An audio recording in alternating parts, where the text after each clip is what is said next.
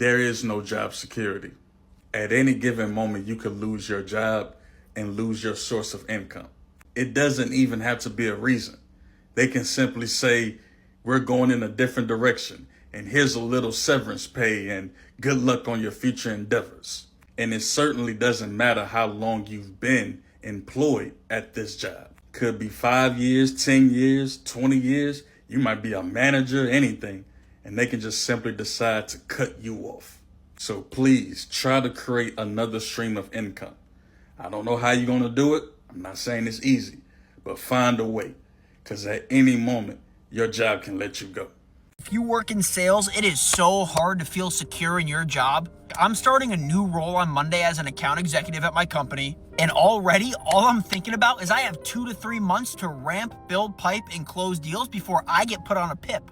And I'm a little nervous. Even when I was cold calling every day, the only times I ever felt secure was for like the last 2 days of the month after I've already hit my quota. Even if you're killing it in a sales job, 1 to 2 bad months puts you on the chopping block. And I will never stop working a sales job, but you have to understand it is a constant grind. Your foot has to be on the gas 24/7, and you are 100% replaceable. You guys know what's absolutely insane is the fact that we're all like collectively scared to lose our jobs at the same time, like scared for the future and literally don't know if our jobs are stable or not. Like everyone I talk to, everyone on this app, me myself, I'm like, oh my God, I could get fired tomorrow. And it's not because of like not doing a good job at work. It's simply because the economy is so absolutely fucked right now that like even if you are doing a good job, a company could let you go like that. Like it was literally just at like a networking thing last week, and this girl was like, she was like, I'm in between jobs. I was shocked because I work in PR, and like the team that I was on literally could not lose me. Like I did everything for that team. If they lost me, they would be fucked. So she's like, I'm not gonna lose my job. What do you know? She loses her job. The team was still fucked, but they saved the money of her salary. So like, I guess for the business, as like a business decision, it was not an issue. And this just like scares the fuck out of me. And it's really interesting how this is like where we are right now. And we're at like a time where obviously the economy is not great and the job market is not great. But it's like after COVID and after the like great reshuffle and everyone like trying to find new jobs, like all of these layoffs and everything that's happening right now is like not performance based. Like we've moved past that. Now it's literally just like, okay, like we literally don't have the money for this person. Like bye, this is a business decision. I just hate this and I don't have any solution. I just came here to rant and see if anyone feels the same way, that they're like literally constantly waking up in fear every single day for their jobs. So I've kind of been debating whether we should even have this conversation. But every burned out professional eventually has a serious fuck you moment in their career. And a lot of times your body wakes up before your brain does. You've either been there, you're in it right now, or it's coming. It's that moment where something inside you says, I cannot keep living like this anymore. The exhaustion, the anxiety, the Sunday dread, the mornings where you wake up already feeling behind, the short temper, the brain fog, the feeling that your life is slowly being drained for you by something you used to convince yourself was just part of being responsible. And your body knows long before you admit it that this pace is not sustainable. But you keep pushing, you keep coping, you keep surviving. You keep saying, it's fine. I'm just tired. It'll get better. I just need to make it to the weekend. Until one day, all those little band-aids stop working. The coffee doesn't fix it. The vacation doesn't fix it. The raise doesn't fix it. The just be grateful for it speech doesn't fix it. And if you're feeling that shift right now, I need you to understand something. That might not be a breakdown. It might be a breakthrough. It might be the moment your old life finally stops being able to hold the person you're becoming hostage. Maybe this is the end of a chapter in a career, a routine, or a version of you that no longer fits. But it is not the end of you. It might actually be the beginning of you finally choosing a path that feels aligned with who you are now. A path with more meaning, more purpose, more control, more room to breathe. Because sometimes your fuck you moment isn't a sign that you're falling apart. It's the first sign that you're finally waking up. Is anyone else just like waiting to get fired? Like every day I wake up and I'm like, yep, today's the day. It's gonna happen today. Like I spend 70% of my energy worrying about getting fired. And I'm good at my job, I think. But like having a 9-to-5 right out of college, I have like no idea what I'm supposed to be doing. And so I just always feel like I'm doing it wrong and about to get fired. It feels like I'm like in a toxic relationship and I'm just like waiting for my boyfriend to break up with me. Like every time my boyfriend texts me, I'm like worried it's gonna be the like, can we talk text? That's how I feel with my boss. I'm like every time she's like, hey, can we chat? I'm like, this is it. Yeah, this is it. I'm done. I'm so anxious about it that it's not even a question of if, it's a question of when. Like, when am I going to get fired? Like, just when is it gonna happen? Sometimes I wish it would just happen so that I could stop worrying about it. It's so bad. It's so bad. Like, I spend all day, every day thinking about it. What if I got fired? What if I got fired today? What would I do tomorrow if I got fired today? If I do this, will they fire me? If I make a mistake, will they fire me? If I do that, will they fire me? Like, it's all I think about. Is anyone else just, like, waiting to get fired? Like, every day I wake up and I'm like, yep, today's the day. It's gonna happen today. Like, I spend 70% of my energy worrying about getting fired. And I'm good at my job, I think. But, like, having a 9 to 5 right out of college, I have, like, no idea what I'm supposed to be doing. And so I just always feel like I'm doing it wrong and about to get fired. It feels like I'm, like, in a toxic relationship and I'm just, like, waiting for my boyfriend to break up with me. Like, every time my boyfriend texts me, I'm, like, worried it's gonna be the, like, can we talk text. That's how I feel with my boss. I'm, like, every time she's like, hey, can we chat? I'm, like, this is it? Yeah, this is it. I'm done. I'm so anxious about it that it's not even a question of if, it's a question of when. Like, when am I going to get fired? Like, just when is it gonna happen? Sometimes I wish it would just happen so that I could stop worrying about it. It's so bad. It's so bad. Like, I spend all day, every day thinking about it. What if I got fired? What if I got fired today? What would I do tomorrow if I got fired today? If I do this, will they fire me? If I make a mistake, will they fire me? If I do that, will they fire me? Like, it's all I think about. Well, second time in a year, almost a year to the day, I got laid off again, twice in a year. And what the fuck? What is anyone supposed to do? And they said, because of the economy is crap right now, so we're gonna lay off a whole bunch of people again. And I already was struggling so hard, actually low-key, to even keep the current roof over my head. And now I have no idea how I'm even going to get through the next few hours. I just don't understand. But yeah, the economy is shit. America is shit right now. I feel like there's a really big plan for them to, tank this so that we have to rely on other things, other people. It's fucking shit. And I'm quite frankly tired of it. I'm tired of my livelihood being in other people's hands. And I have no idea how to fix that, but I'm going to, because this is just wild. And I'm fucking angry more than I am hurt or sad. I'm scared. I have no idea where any of my bills are gonna come from, the money. I'm more angry than anything because I just cannot even believe I used to be able to get a job like the week later if I got laid off.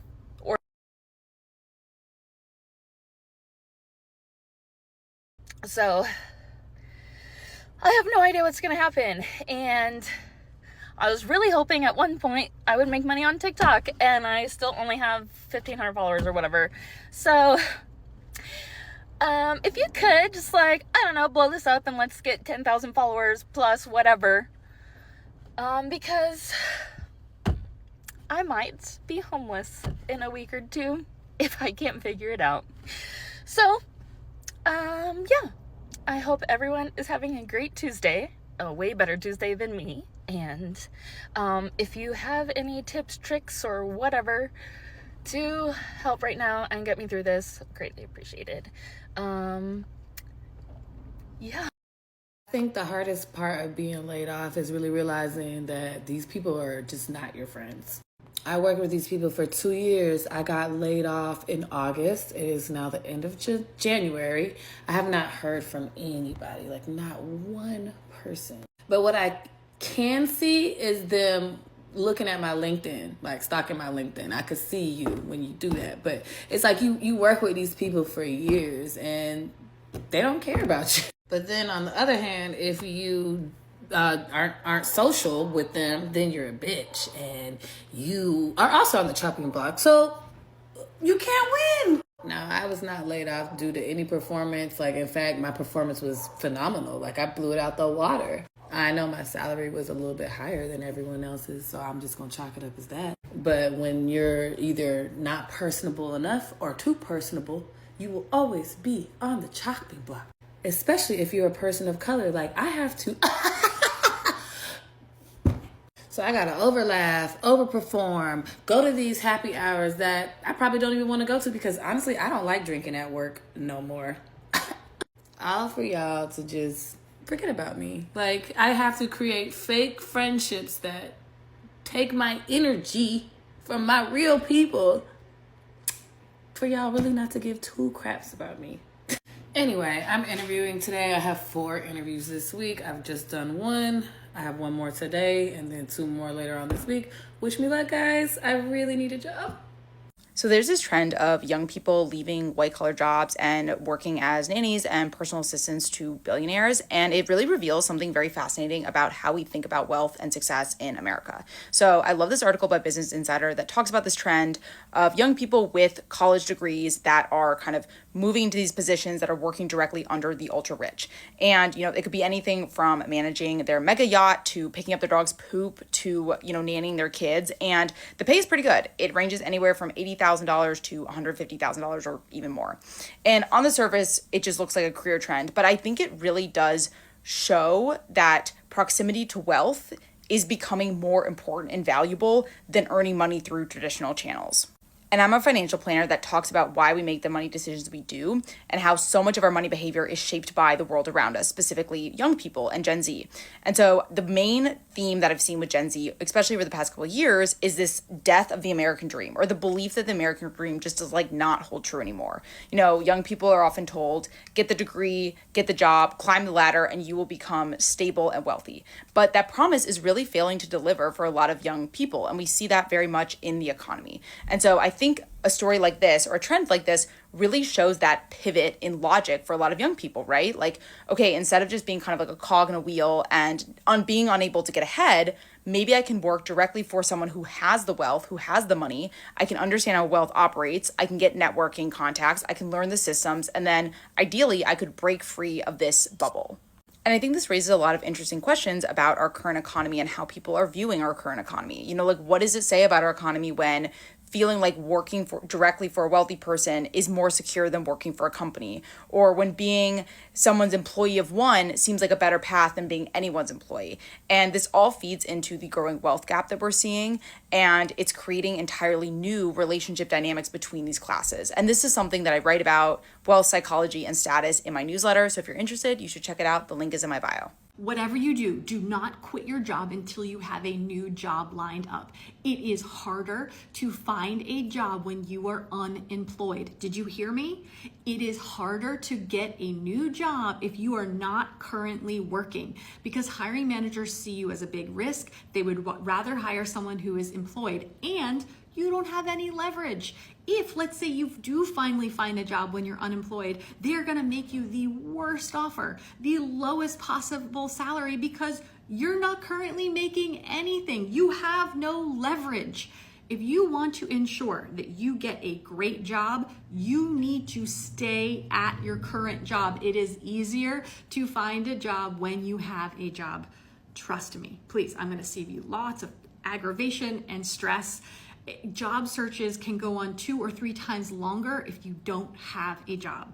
For more tips on how to interview better, get an interviewology profile to discover your interview style. Are you a charmer, challenger, examiner, or harmonizer?